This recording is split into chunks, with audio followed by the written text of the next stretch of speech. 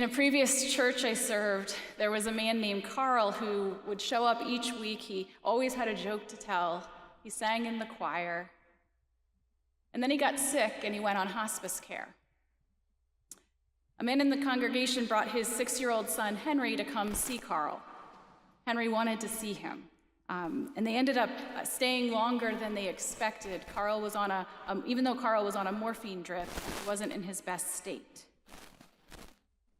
They stayed because even though he was just 6, Henry wanted to sit by this man's bedside, this man who had made a point to say hi to him and to joke with him and tease him and who sang with him in church over those years that they knew each other. That's compassion, being with someone suffering even when we can't fix it. Of course, it extends beyond physical illness. So much of our pain is emotional, spiritual. How might we sit with each other in that? So Jeremiah first is pointing us to compassion, to this suffering with that mirrors what God does for us. To be compassionate is to be willing to suffer with another person for their sake, for the sake of the community. God's present to us in our suffering, and we can be present to other people in theirs. And the second thing that I think Jeremiah points us to is that out of this willingness to have compassion, out of this willingness to suffer alongside someone, somehow something else emerges, which is hope.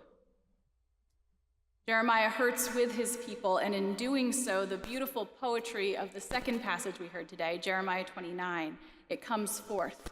And Jeremiah has words of hope to write to his people. He says, "Only when Babylon's 70 years are completed will I visit you." Jeremiah is writing the message that he senses God giving him for the people. "And I will fulfill to you my promise and bring you back to this place.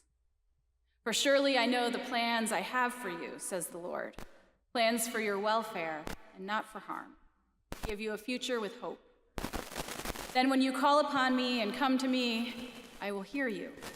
When you search for me, you will find me, if you search with all your heart."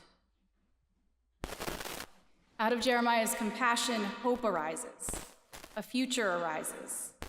Hope arises out of the fact that we are caring for each other, that he was caring for his people, and that mutual care is at the heart of our task in this world. Hope is there.